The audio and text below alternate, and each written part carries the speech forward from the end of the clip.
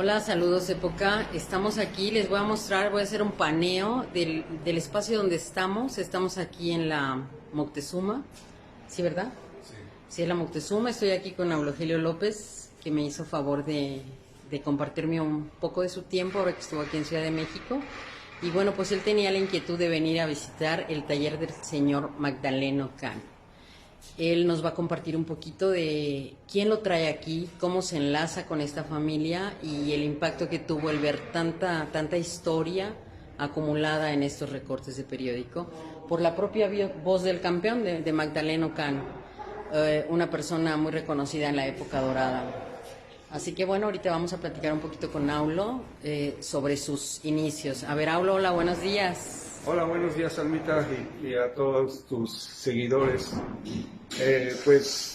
Mis inicios fueron yo viví muy cerca del autódromo toda mi vida, y ahí yendo yo a ver jugar a los futbolistas o a jugar básquetbol, veía ocasionalmente a los ciclistas, y pues ver los grupos de ciclistas me empezó a dar emoción de que quizás algún día podría ser ciclista. Mi papá me compró una bicicleta de media carrera ahí como para que los pudiera seguir, y empecé en 1979-80 a rodar con los ciclistas de aquella época, y coincidió que un señor, el señor Novoa, Ambrosio Novoa, me vio ahí con mi bicicleta y me preguntó que si yo corría, y yo le dije que no. Entonces él me invitó a pertenecer al Club Pedal y Fibra. Ellos fueron los primeros que me empezaron a dar los primeros tips de cómo rodar, qué carretera podía uno salir a entrenar. Me inscribieron en las primeras competencias en juveniles. También ahí conocí a Leonardo Rivera, que él corría en primera fuerza en esa época, y fue mi primer entrenador, se puede decir. Te quiero interrumpir un poquito, Aulo. Me comentas del señor Novoa. A ver, quiero que nos hagas la acotación de quién es el señor Novoa. El señor Novoa, no sé cómo llegó al ciclismo, pero él era presidente del Club Pedal y Fibra en los 80s. Padre de Guillermo Novoa. Sí, es el papá de Guillermo Novoa. Y Guillermo ya corría, yo creo que tendría 1 o 2 años corriendo antes que yo, y fue la casualidad que él me vio, y como me vio ahí muy jovencito, y le dio la inquietud a ver si yo quería ser parte del Club Pedal de Fibra. Oye, corazón, tu papá te compra la bicicleta. O sea, de alguna manera, ¿a tu papá sí le emocionaba que incursionaras en ese deporte? No, él nunca tuvo que ver con el ciclismo, pero yo creo que mi insistencia fue tanta que él decidió hacer el gasto. Le gustó la idea de que yo hiciera deporte. Digo, al final de cuentas no le estabas pidiendo para una caguama, ¿verdad? O sea, le estabas Sí. pidiendo una bicicleta y eso era muy bueno. Sí, entonces sí, pues, tuve ese apoyo, pero ya cuando empecé a salir con los compañeros de pedal y fibra, pues mi bicicleta estaba en malas condiciones, No era la adecuada. no era la adecuada, necesitaba muchas mejoras. ¿Tú recuerdas quiénes eran tus compañeros en el pedal y fibra?